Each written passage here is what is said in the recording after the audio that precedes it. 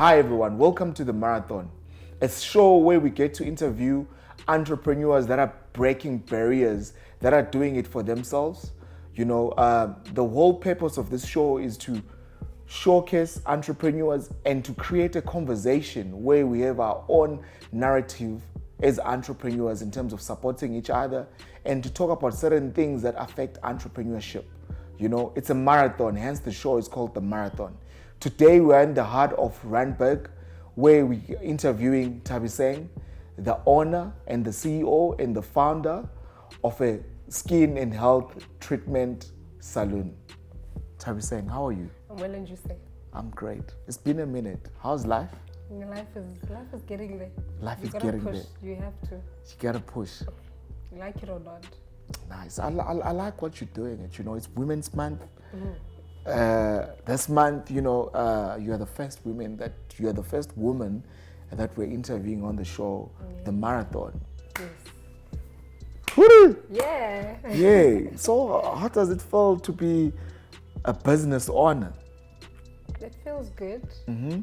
The fact that I'm decreasing the unemployment statistics. Yeah. But at the same time, it's the worst feeling ever. You sometimes feel you're not even a boss due to the difficulties and the challenges that you sometimes come across as business owners.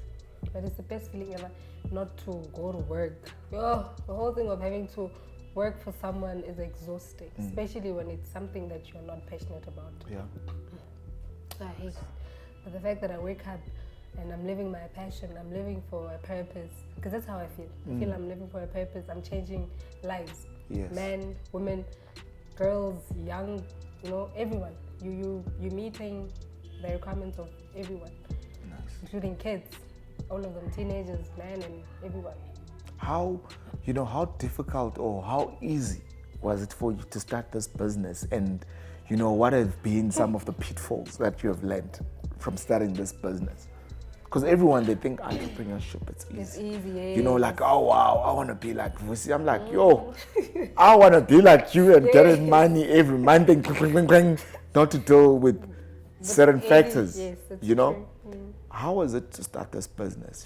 Someone who's passing or who comes in here, they see everything they think proper. It's true. How easy was it for you to start? I wish it was easy. And I never, when people give it that name, easy, I sometimes tears even fall out of my eyes because it was the worst experience that I've ever had to endure.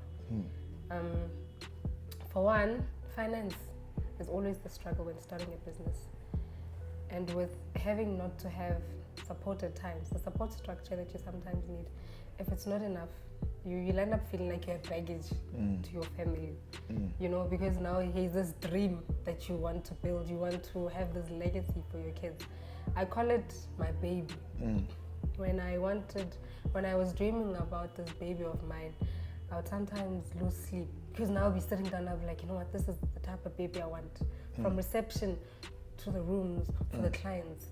And that as a whole was also a challenge because you're thinking, but all these things that I want, they all need money. Yeah. And the challenge is capital in everything. And now what happened was my mom, and my sister, they are, I call it I call them my garden angels, because had it not been of them, I don't even think I'd have this baby of mine. When you go and seek for funding, it's a challenge itself. Funding is not there. You ask yourself as to which ones get the funding. Yeah. How do they even end up getting the funding that they get? When you are knocking, no one is there to open the doors. Even the businessmen that have businesses, you can knock to them and the only thing that they would want is shares. And you are thinking, but this is my baby. I went to school for this. I strived hard for this. So if I'm going to give you shares, it means I'll be losing because now everything I'll have to do, the work and the sweating, while you only sitting there and receiving every time. Eventually, then my mom decided to help me out and my sister, and that's when this baby of mine came. So it was. I call it a pain, but I also say with all the pain that I've had to endure, every time I look back, I smile and I cry and I jump for joy because it has made me a stronger person in terms of valuing what I've got and valuing this marathon that I'm still running in this business that I decided to take. Nice. And are you very passionate about this? Too much. Does it give you, they say if your dreams or your passion doesn't give you goosebumps, or if you can't wake up in the morning and you are, happy to do this, then you are in the wrong field. It's true. That's very For true. you, purpose and realigning that purpose into your business structure, how has it been for you? How does it feel? How does it feel? You know how I realigned the whole purpose of having Boiketlong Health and Skin? It comes way back from having to have skin problems as a woman or as a teenager. And you come across these problems that you're having and you're thinking, but what is the problem? How can I try and balance this whole thing of skin problems? And I just woke up one day, I left work, because every day you wake up, you go to work, eh? When you go to work, you're there, and you're thinking, but God, hey, I can't wait for 4 o'clock. When is 4 o'clock coming? 4:30. And you're thinking, no, this is not my thing. So the moment I decided to leave work and I decided to study dermatology so that I can have my own skin clinic, so that I can be able to help the people, and what I have experienced through the journey, I can also then share it with them. And I aligned the purpose of having to not, and the whole thing of not having to enjoy yourself at work. You're like, no, I need to live by my purpose. And my purpose is align the most important factors is, are you happy where you are? The moment you become depressed and you're not happy, you have to force yourself to wake up in the morning. That you then need to align your purpose, and how are you going to then get to aligning your purpose and reaching that goal, where you now wake up in the morning with a smile. You wake up in the morning, and when you wake up in the morning, you're like, I need to change someone's life. And the moment someone's life is changed, whether they were clients that day or they were not clients that day, but the fact that you are living your purpose, when you wake up in the morning, you wake up with a smile on your face. There's no frustration. Someone is delegating work, and now you are like, gosh, how am I even going to meet the target line? I don't have any target that I need to meet. Here I am. I wake up in the morning at my own time. That's the only nice part about it as well. When you wake up in the morning, you start your day and you're thinking, okay, here's that baby of mine. What are the things that I need to do or that I need to change for this baby of mine? And the fact that you are now already starting your day with what you love the most, it makes it better. Yes, everything just works out better. You won't have grumpy days, you will not have depression. A lot of people that are working suffer from depression, but they don't realize it. The only time they realize it is when they reach fatigue. Then they don't listen to their bodies as well. And the only time they realize that they've actually reached that point where their body mentally, physically, they are tired, is when fatigue comes in. And you go to the doctor and the doctor says, you're depressed. You need to actually get a bed rest. I didn't want that. I wanted to live. This is a legacy, and I'd want my kids to enjoy the legacy that I've built for them. And what makes you touching very important points here, I look at myself as an entrepreneur, right? I always say to my colleagues, I was born to be an entrepreneur. Why? Because I've always been a street hustler, My first proper business, it was at Yeovil. I used to sell cigarettes close to Times Square.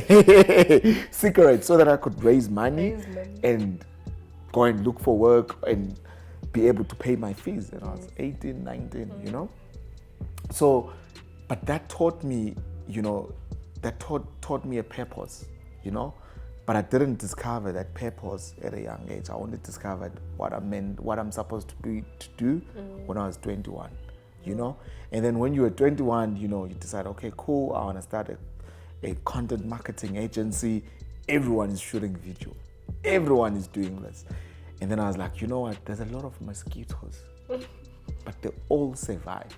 It's You know, true. what makes your business to be To unique? be unique, yeah. What makes your business to be unique? Take Because there's a lot of skin, Skin, beauty, and all of that. What is your specialty? What makes you unique? And with your past experience, you know, like with me, my past experience selling cigarettes, being a waiter, paying for myself, school, hustling, you know, staying alone at 20, that taught me to be a hustler. But I also learned from my previous work, you know, to be a better entrepreneur. Your previous work, how does it attribute to your current business to become better entrepreneur? And what makes your business unique? Because there's a lot of skin beauties out there, you know. You know, with where I come back from, truth be told, I think from the age of 16, I think. Yep. Or grade 10, somewhere there. I remember telling my mom and my grandmother that, you know, guys, this whole thing of, I tell them, in English, it's called what? You pulled by your nose. I tell them that I'm like, I do not want that. I want to be my own boss. And my grandmother had a daycare. With my grandmother having a daycare would sometimes help. Then with having difficulties of having finance to go to school, I started working at an early age. So immediately after matric, worked at ABI. The whole thing of having to work at ABI taught me professionalism. And it taught me integrity, reliability, honesty, because at times you'd have to then work with stock and you have to then be loyal and be honest. From ABI, I then moved to Mercedes-Benz. Mercedes-Benz taught me that you need to be the brand of what you are doing. First impressions lost. I never used to believe in that, hey, till I got to Mercedes-Benz, that first impressions lost. How you dress, how you talk, your behavior, everything is you are the brand of what you are doing at that time. And it also played a huge role in the whole thing of having integrity, loyalty, respecting what you are doing, loving what you are doing, even though it's not what you really want, but you need to make sure that you add value in most of the time, everything that you do. Vodacom, customer services, it taught me a lot about customer services. And that the whole thing of the client is always right, it's not all the time how it really works. You sometimes need to show a client that, okay, this is what's happening, but this is how we can also have a solution towards the problem that we have. It taught me a lot of patience. You need to have tenacity and a lot of patience in working with people. Yeah.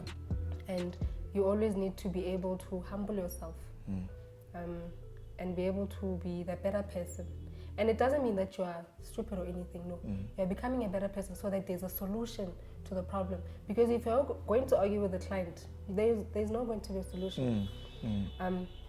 And with the whole ABI, Mercedes, Vodacom, I then decided that, you know what, with everything that I've grasped, with all these 3 companies, they've builded me. And the way they've built me, they've made me want to be a better version of the skin clinics that are there, the services that are offered.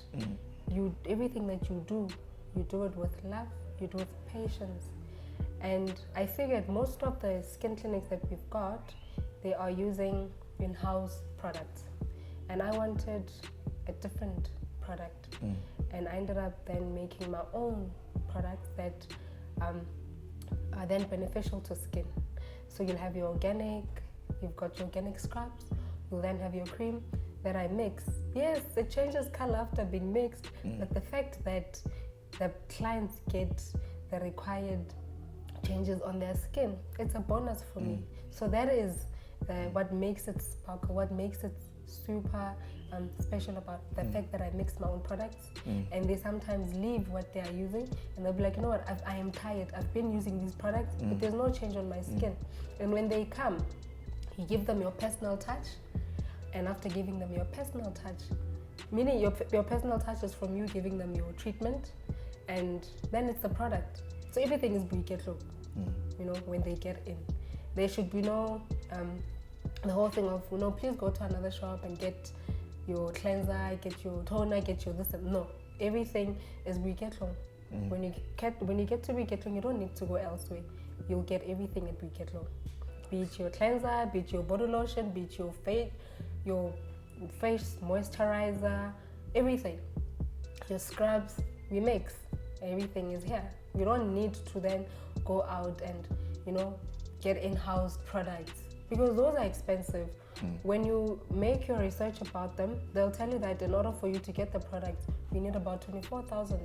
And you're thinking, but I'm a small business, guys. How will I get 24,000 in order for me to... It's a lot of money. It's a lot of money. I'm only starting out. Yeah. And they'll be like, no, but there's nothing that we can do. Like, okay. You then need to think and strategize. Okay. So when I was studying, I've done cosmetic science. These are the products that actually help. And they've been there for years. They've actually then done the changes that is needed, especially with our ethnic skin. Okay, let me then start my own products. Let me start mixing and doing things, especially with the acne that I had. I had bad acne, and I started treating my own acne, started applying, and my face changed. Within 2 months, there was a difference on my skin. And you then realize that, but you know what, the other thing is there's so much lack of knowledge.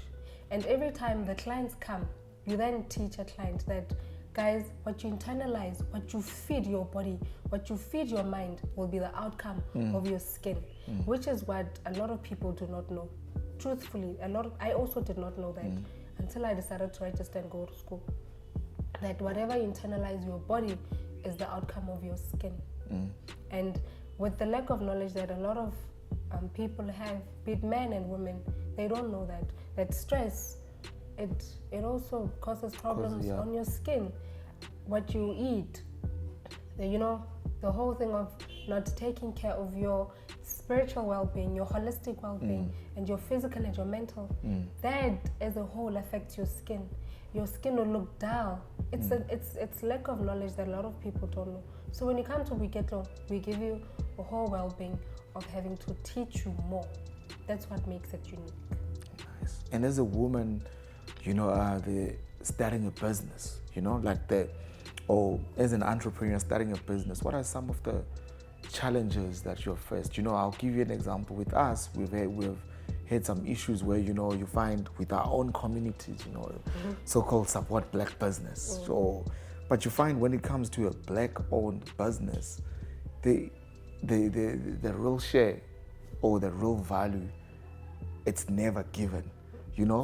And there's not really support. There's just support, like, we gotta. What I think those are some of the conversations with this show that I really wanna perpetuate and put it out there. What are some of the issues that you've faced as an entrepreneur, as a black-owned female, and 14 or 2 weeks back they were saying like there's a high rate of unemployment. And the only solution is entrepreneurship. So you get these kids that want to be entrepreneurs. You get everyone, but here you are, you said you mastered a skill, you mastered tenacity, and you discovered that being a personal brand, it will help you to grow your business. So first you have to master the skill and have a specialty instead of being an entrepreneur. Instead of us preaching to people to say, okay, cool, there's a high employment rate, entrepreneurship is the solution to it. Yes, it is. But are entrepreneurs getting a real support, whether you're white or black? And black on black, how is that conversation in terms of support? How has it been for you? Because you specialize on a unique service, product made by you, and on black skin, how has been the relationship and trying to keep those clients happy and not being abused by clients? Because entrepreneurs, they also get abused by clients, and a lot because you don't know your rights, or because you think you can't afford a lawyer. How the one thing I've realized the deep about side of it, the challenges that you face with having to be a black-owned business, is I've realized that our people, it's like you need to give them assurance, that my product is good, guys. And you always have to give them a reassurance that your money is not wasted. But yet when they go and use those street ones and what, they take out money, a lot of it. And what I've realized with the black to business business is that it's like these people, they don't believe in us, hey? And the funny thing about them is loyalty as well. Black people are not loyal. There's no community that supports a black business. And black people, they like quick things. Quick money, Quick fixes as well. And you're thinking, but you know how you're dealing with something that is, it's precious. You know, your skin is there protecting you from all these harmful things, but you want me to just, give. How? You then get a business, someone that is coming here and asking you, what is it that you do? You tell them, and the first thing that they will want is then they will want to be an investor. And when you ask them, how much are you willing to give? They'll be like, no, I'm willing to give you this much. And you're asking, so the dividends, after how long will that, And they're like, no, immediately they send you like, but how? I've just told you that I've just started the business. Yeah. So how am I then going to deal with the whole finance thing? I'm already still trying to battle and catch up, to grow this thing. Because business is like your first child. You try and it's bad, and it hurts that every time they're supposed to support and actually build us and actually grow us as black people that are owning businesses, they do not believe in our abilities. They do not believe in our success. Or I can say if it's, I don't know if I don't want to yeah, it's like another person, black person does not want to see another black person succeed. So this person is like having the scholar hore. No, she will think she's better. That's what I feel. Because if you look back, from our grandmothers and our fathers, these people have been struggling altogether. That at times when in the neighborhood, when there's a family that is in lack, white people will have to barge in so that they help that family that is in need. It has never been us as black people. We help and try and feed that family, or you try and take a child from that family. And you give them education. You know how important it is. Or you just go in the, you just go and take a girl or a boy that is in need, and you give them food. Food is important. Yeah. And imagine having to go to school without food. I remember I was in grade 9, and my mom was not working at that time. And my grandmother is here. We are struggling. There's about 13 of us at home, And my grandma was like, you know what, guys? There's pap, and limafura. Yeah. No one is gonna see that you've eaten that when you get to school. At the end of the day, you've had something in your stomach, and it will pull you guys through till break, and you guys will be fine. And you're thinking, but why is it that my grandmother has friends? Probably she has shared her stress and her frustration that, you know what, guys, I'm going through this, but no one would ever even come and say, here is 2.5 of flour. Make dumpling or start something. Until she decided to then have the daycare. Had it not been that, it means, probably one would have decided to opt out for the first thing of having to be a prostitute or something. Because why? As a community itself, there's no support structure. So from there, it actually starts there. That is why a lot of black businesses, they fail, because black to black support structure and believe. You know how beautiful it is for just when you get a message on Facebook and a black person is saying to you, keep on striving, keep on doing the good work. Because sometimes it's not about the money. It's not. And it's not about the so-called mentors that you have to pay. Yes. It's about access, right? And trying to create value. That's why you find with our businesses, when Vusi dies or when someone dies, there's actually no business. It dies. Because there's no value that's connected to that attached to that, or support structure. Oh, the other questions that black people would ask is, where do you get your soaps that you give them? Where do you get all these things that you're giving them? where do you get them? And you're thinking, okay, after me giving you this info, what are you going to do with it? You'll also get men. They want to know, what is it that you're doing? You tell them.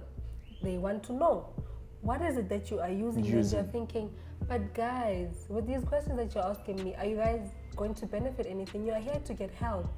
Why are you asking all these deeper questions that will not benefit you guys? You are here to get the benefits of Boiketlong. Yes. Not for you to be wanting now ingredients of what is what and what is what. And the other problem that I realized with our society as black people is that they think when you've opened a business, you've got money. And they forgot there's electricity. Wow. They all think you've got money. Yeah. When they come, they'll be like, wow, you've got money. And you're thinking, is it about the money? Or the fact that it's written open there, you're thinking, no, it's flooding. There's flog. You forget the whole finance behind the business, that there might be a loan that was taken so that you can actually build this brand that you've got, and you're still trying to repay the loan, and you do not want to fail, because now the moment you don't pay the loan, you're then going to fail. And literally you would have failed yourself. It's not even about, truth be told, it's not about other people. It's about you as a person, that you'll end up actually taking that rope and you hang yourself because you feel like a failure, and only because of the surroundings, support structure, and the things that people actually say with their own mouth, and not paying. With us, we've had, I can't mention celebrities like your big names, your so-called CEOs, big paying. Like you find you render a service and payments. Only few or one, that I can really say, what, this person is credible for you to actually do business with them, because they are men of their word or a woman of their. But out of 10, it's only 2. Wow. Yes, but it's true. And it's so weird because it kills the business, because they forget when Vusi is here, it's not about Vusi. There's staff, there's water, there's electricity. The minute you sit here, there's coffee. You want coffee, right? Yes. That's money. You want the experience. The experience doesn't fall from man or heaven. It's created as form of expense and and formed as a tangible product that you can fill, whether it's that coffee that you're drinking. Even water. Simple water. Still water. The simple water we drink. You have to pay for that water. But people do not realize that. And it's frustrating at times that people forget about the whole, the small, the whole, it's the little, yes, to them it might, but to you can't even sleep at times. When you think of the rent, you're thinking your first of the month. And then there's your other sibling. Black tax, guys. Black tax is killing us. That is, yesterday I was telling one of my friends, I'm like, no, at times I feel like I'll just hang myself because of black tax and clients having to complain every time when they have to pay. And the worst part is that when they go to other places, they're loyal, they'll pay. It does not matter the price. It does not matter what the price is, and they will pay. And here you are, you've got expenses that you need to make sure that you pay them so that you keep on running this marathon. Because business is a marathon itself. There's legacy that you've built. You do not want this legacy to just fall and to just disappear. You're building a legacy for a reason, so that your name is, it's been left behind, and everyone can be like thankful that, what, actually Vusi has actually left a legacy, and all that Vusi has done is giving us knowledge and wisdom that we can actually then keep on pushing and keep on pushing. Because had it been that Vusi was not there, or Nthabiseng is not there, the knowledge would not even be there. No one would have the strength and the courage to actually keep on moving and running this marathon. Because the fact that you are here, it means you believe in Boiketlong. It means there's something about Boiketlong that you feel, what, Boiketlong needs there's something about it. And as Boiketlong as it is, you being here has actually given me that drive. And no matter how difficult it is, I'll be keep on pushing. I'm like, no, I cannot disappoint Vus. Not with what he has done for me. That's it. That emotion, it's an emotional balance. So no matter how difficult it is, like going back to the whole black on black support, no matter how difficult it is, you're thinking, but no, you know, I actually have people that look up to me and they care. And yes, that, you know what, it's a small business, yes, but the fact that that girl has done it, it means there's something about her and she needs the support. And it's the mental and psychological support. Then there's also your employees. Business is hard to an extent that if you have to go for psychological, you yourself assessment, you do that. You do that, yeah. Because what you are also then going to get into your baby, that person needs to add value so much that the ship cannot sink. Because the moment you decide to invite someone that is psychologically unstable, the ship is going to sink. That person needs to make sure that the marathon is also. And how have you been doing in terms of trying to say to your staff, your guys, you know, we're trying to push this thing?